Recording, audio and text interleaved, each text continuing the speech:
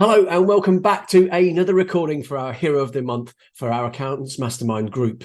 In this recording, you're going to hear from James Lizars, and James is going to talk to you about all the great achievements he has made within the month, and also, more importantly, about the price and increase process he has gone through, the pain he was suffering, why he hadn't done it, and also about how he's managed to delegate some of it to his team. So let's get started.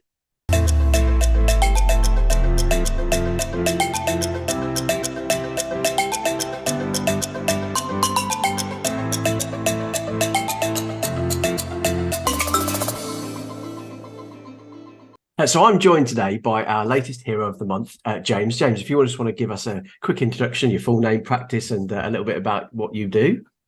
Thank you. Yeah, I'm James Lizars. So I am the owner of Thrive. So we're a 7-person practice based down in Sussex, working primarily with early stage tech businesses.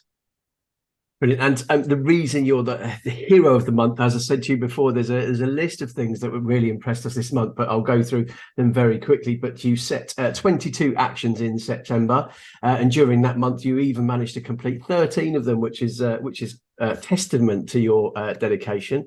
Continuously driving your price increase, which I will touch on again in a moment. You've done really well in that project. I know we've worked on that, and being nominated for an award at the Accountants Excellency Awards. So that was another great achievement. It was great fun sharing the night with you.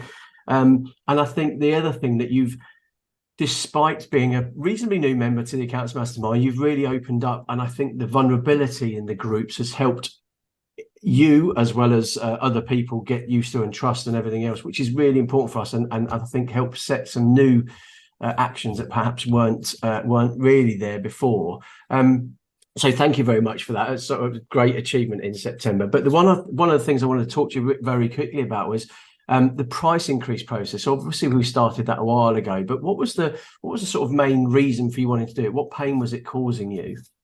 I mean, it's one of those where I've started and stopped it too many times, and it needs to be a continuous process. So this is dating back to pandemic. Like, I started it in the January of 2020, and then suddenly the pandemic starts and it comes to a screeching halt, and then there's a war, then there's a cost of living crisis, and there's all these great big reasons to not be going through the client base. And then actually just enough was enough. It was just getting a bit silly.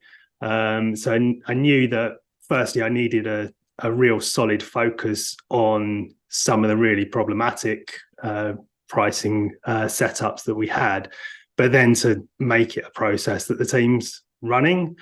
It's our relationships with our clients are quite complicated. We provide full finance function service, so it's not like, here's your fee for your accounts. It's that, sure, but and also some quite intricate pricing around like accounts payable or whatever kind of outsource work we are doing for those clients. So it takes a lot to get my head around, and in truth that I'm sort of hiding behind that complexity a bit and holding it too close, when actually the people with the more important information are perhaps the ones that are actually doing the work. So yeah, that's the kind of journey I've been on over the last few months. And how do you think, I mean, obviously, one of the things you mentioned there is that I think, but kind of between the lines when I'm reading, because I know, is that you've actually passed some of this over to your team members now as well. So you've realized that you're perhaps the bottleneck and you're holding some of it back. And like you say, the team know that the customers probably better than you do.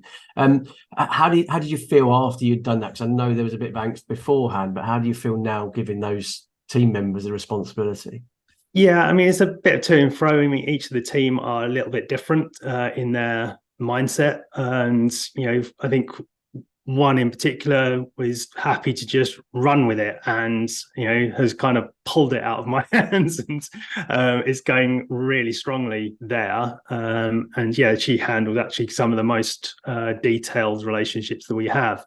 Others are much more intimidated by it because it's really new. And so yeah, it's kind of it needs quite a bit of support, to be perfectly honest, but it's only going to happen by starting and seeing what's needed.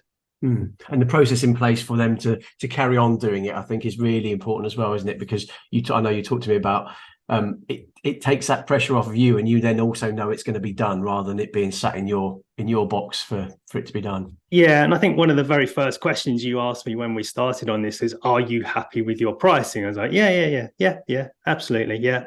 And even this morning, I'm looking at like one of our areas and thinking, "Yeah, this isn't right. I haven't got this right. How do we deal with it?" And whereas previously I would have just gone through Go Proposal and tuned it and tweaked it and worked out what I think would be right. Actually, I've just added another action to get the team together. Let's work on what the pricing should be for this service line, because it's not right. So getting them invested in that level as well, just, it gives them more ownership when they're ultimately presenting that fee proposal. Brilliant. Yeah, no, I love the fact that it's now delegated to the team. I think it's massively important to take that emotional barrier away. Obviously, I speak to people about their pricing quite a lot, and I think the biggest issue is that there is an emotional barrier to get over, and I think giving other people the opportunity to help massively helps that. So yeah, thank you very much for that, James. I really appreciate your time on this, and congratulations again for being our hero of the month. Thank you. Thanks very much.